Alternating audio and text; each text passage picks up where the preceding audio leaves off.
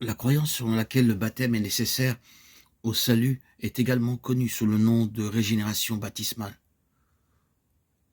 Le baptême est une étape importante de l'obéissance pour un chrétien. Mais il n'est pas nécessaire au salut. Chaque chrétien devrait être baptisé par immersion, de toute évidence, quoi qu'il arrive. Car le baptême illustre l'identification d'un croyant avec la mort, l'ensevelissement et la résurrection du Christ. Romains 6, 3, 4 déclare « Ne savez-vous pas que nous tous qui avons été baptisés en Jésus-Christ, c'est en sa mort que nous avons été baptisés. Nous avons donc été ensevelis avec lui par le baptême en sa mort, afin que, comme Christ est ressuscité des morts par la gloire du Père, nous aussi nous vivions en nouvelle vie. » L'action d'être immergé dans l'eau illustre la mort et l'ensevelissement avec Christ. L'action de sortir de l'eau illustre la résurrection du Christ. Le salut par les œuvres est un salut qui exige quoi que ce soit en plus de la foi en Jésus-Christ. Ajouter quoi que ce soit, l'Évangile revient à dire que la mort de Jésus sur la croix n'était pas suffisante pour acheter notre salut. Dire que le baptême est nécessaire au salut revient à dire que nous devons ajouter nos propres bonnes œuvres et notre obéissance à la mort de Christ, afin de la rendre suffisante pour le salut. La mort de Jésus, à elle seule, a payé pour nos péchés. Romains 5, 8. Le paiement de Jésus pour nos péchés est attribué à notre compte par la foi seule. Jean 3, 16. Par conséquent, le baptême est une étape importante de l'obéissance après le salut, mais ne peut pas être une condition du salut. Oui, certains versets semblent indiquer que le baptême est une condition du salut. Cependant, puisque la Bible nous dit si clairement que le salut s'obtient par la foi seule, il doit y avoir une interprétation différente de ces versets. L'Écriture ne contredit pas l'Écriture. À l'époque biblique, une personne qui se convertissait d'une religion à une autre était souvent baptisée pour identifier sa conversion. Le baptême était le moyen de rendre publique une décision.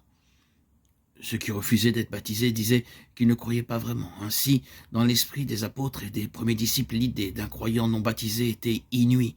Lorsqu'une personne prétendait croire en Christ, mais avait honte de proclamer sa foi en public, cela impliquait qu'elle n'avait pas la vraie foi. Si le baptême est nécessaire au salut, pourquoi Paul aurait-il dit « Je suis reconnaissant de ce que je n'ai baptisé aucun de vous » excepté Crispus et Gaius, 1 Corinthiens 1, 14. Pourquoi aurait-il dit « Christ ne m'a pas envoyé pour baptiser, mais pour annoncer l'évangile » sans recourir au discours de la sagesse humaine, afin que la croix de Christ ne soit pas rendue vaine. 1 Corinthiens 1, 17. Certes, dans ce passage, Paul s'oppose aux divisions qui ont ravagé l'église de Corinthe. Cependant, comment Paul pourrait-il dire « Je suis reconnaissant de ce jour que je n'ai pas baptisé » ou « Christ ne m'a pas envoyé pour baptiser » ? Si le baptême était nécessaire au salut,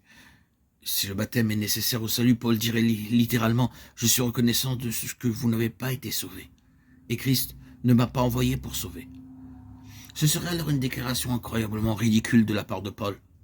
De plus, lorsque Paul donne un aperçu détaillé de ce qu'il considère comme l'évangile, 1 Corinthiens 15, 1, 8, pourquoi omet-il de mentionner le baptême ? Si le baptême est une condition du salut, comment une présentation de l'évangile pourrait-elle ne pas mentionner le baptême ? Acte 2, 38 enseigne-t-il que le baptême est nécessaire au salut ? Marc 16, 16 enseigne-t-il que le baptême est nécessaire au salut ? 1 Pierre 3, 21, Jean 3, 5, Acte 22, 16 et Galates 3, 27. Le baptême n'est pas nécessaire au salut. Le baptême ne sauve pas du péché, mais d'une mauvaise conscience. Dans 1 Pierre 3, 21, Pierre enseigne clairement que le baptême n'est pas un acte cérémoniel de purification physique, mais le gage d'une bonne conscience envers Dieu. Le baptême est le symbole de ce qui s'est déjà produit dans le cœur et la vie de celui qui a fait confiance à Christ comme sauveur. Romains 6, 3, 5. Colossiens 2, 12. Le baptême est une étape importante de l'obéissance que chaque chrétien devrait franchir. Le baptême ne peut pas être une exigence pour le salut. Dire cela est une attaque contre la suffisance de la mort et de la résurrection de Jésus-Christ.